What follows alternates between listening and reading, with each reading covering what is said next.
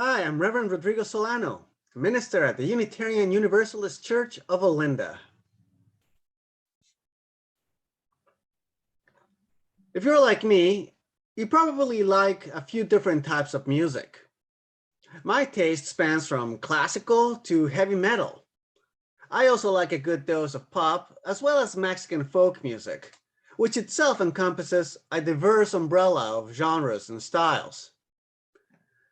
But if you were to ask me what genre of music is my favorite, I'd probably have to say that it's the mashup. At its most basic level, mashups involve splicing different musical pieces together to make a new composition that incorporates its sources in a way that they complement and enhance each other. This often results in a richer piece and invites us to look at its sources in a new way. It's a similar concept to a medley, although mashup culture often goes further by overlaying different songs, playing parts of them simultaneously so that they play off of each other. Another way to do it is to play certain songs, but in a style that might be unexpected, given the perceived incompatibility of their genres, yet yielding results with a surprising compatibility. And even breathing in new life to a song that might have become a bit too familiar. Last Easter, I shared that going down a musical rabbit hole may lead us into interesting places, such as mashups that incorporate modern pop music played in a medieval style. This practice has become known as bardcore with a B, and it has become a bit of a cottage industry and a genre in its own right.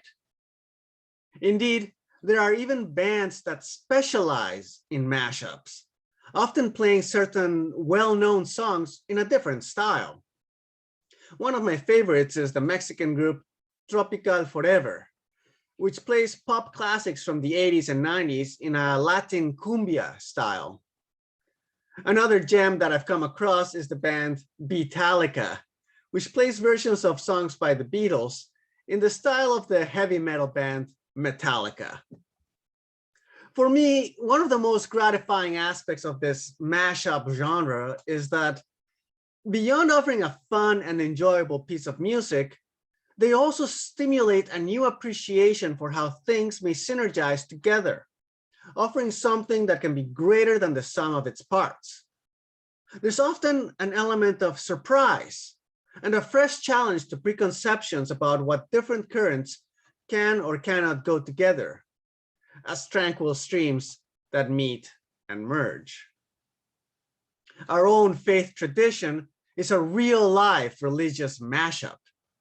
The reason that our name is such a mouthful, Unitarian Universalism, is a testament to our two main sources, two traditions that saw that they could complement each other and create something new, greater and more inspiring than either one could be by themselves.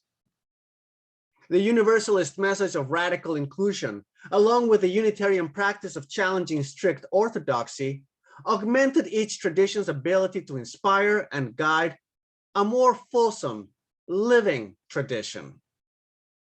Of course, we don't have a monopoly on the spiritual mashup business. Most religious traditions have done something similar at some point. The Christmas story that most of us know and which we shared last month, as is our custom, is itself a mashup of the Gospels of Matthew and Luke, to give just one notable example that we've inherited from our Protestant roots.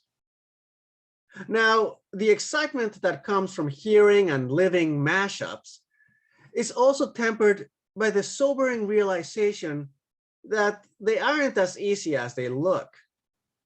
Sure, once you hear them, it's obvious that the two pieces do well together, but it takes a keen ear and serious legwork to feel out what these pieces might be and to arrange them in a way that truly works, beyond simply playing them at the same time.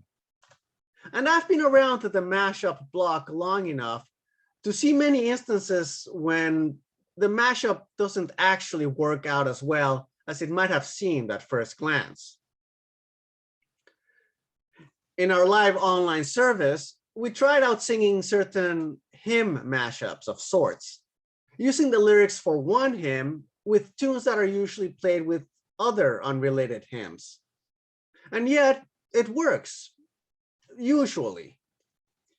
This practice is such an established tradition that our hymnal and those of other religions actually have a built-in tool in them for service leaders to do just that. That's the metrical index of tunes. This is a systematic cataloging of tunes that are likely to work with other hymns based on their poetic meter, particularly how the syllables are arranged in the hymn. Without this tool, many pairings simply wouldn't work. In fact, there are some pairings that still don't work, even when they're compatible on paper. And indeed, as natural as the merging of Universalists and Unitarians may seem to many of us now, it took many decades for it to realize in a feasible way. Trust had to be built. Extensive talks and negotiations were held. There were some false starts. And it also took the visionary leadership of their respective youth groups to just go ahead and start working together, officially or not, and demonstrate that, yes, this can work. And current Unitarian Universalism continues to follow this lead. Many members bring elements of their own birth traditions or elements of traditions that they have come to follow and see that they are often compatible with the culture of our faith. And here is where it can also get tricky, because incorporating many traditions isn't always as easy or appropriate as it looks. This can be especially true when there isn't an adequate appreciation or understanding for other source traditions that sometimes come into our community. Aspects that may seem complementary at first glance, but may not reflect what a source tradition actually proclaims or practices, and the result may be harmful or disrespectful. As we explore other faith traditions, it is a common experience to observe just how many similarities there are among them. And this is exciting, as it may illustrate a certain unity in the spiritual experience that we might not always be aware of. But there is also the risk that we may be tempted to ignore unique elements from a certain tradition. Yes, there is considerable overlap in most of the world's spiritual paths, but it would be inaccurate, even insensitive, to say that they are all the same. There are reasons why people follow different paths. There are elements that may be important, perhaps central to people who are observant in a particular faith tradition. And it would be a disservice to disregard or dismiss these differences without respecting or understanding why they are important. And yes, we do have much to learn from other faith traditions, especially when we're open to seeing how they challenge our own preconceptions and how they may complement the values and practices that are important to us and that bring us deeper understanding of our own spiritual perspective. These are enriching opportunities, as long as we remember to remain respectful, tread carefully, wait to be invited into learning, and accept the invitations when they come. It also serves us to consider that just because we understand one aspect, it doesn't mean that we have a true handle of what is significant in another tradition. When exploring new faiths, it is worth removing our proverbial sandals, for we are treading on holy ground. With all these considerations in mind, we also consider that the mashup ethos is perhaps among the more powerful forces in creativity and innovation. It is also a reminder that new knowledge and new creation rarely exists in a vacuum. It is often the result of collaboration among many individuals, and importantly, teams of people across space and time. Last November, we explored the collaboration of scientists, medical professionals, and enthusiastic researchers across the centuries, whose collaboration over space and time have brought us life-saving medications and procedures like insulin and vaccines. My friends, we owe a lot of what is new to what is old.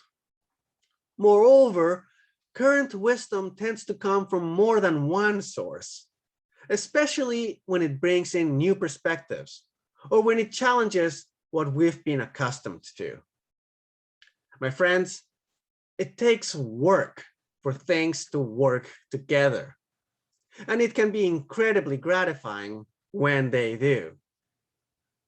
My friends, with a lens of responsibility, we may act as a lens that magnifies what is already here and find new paths, inspiring vision from streams that meet and merge. So may we collaborate in optimism, caution, and grace. Amen.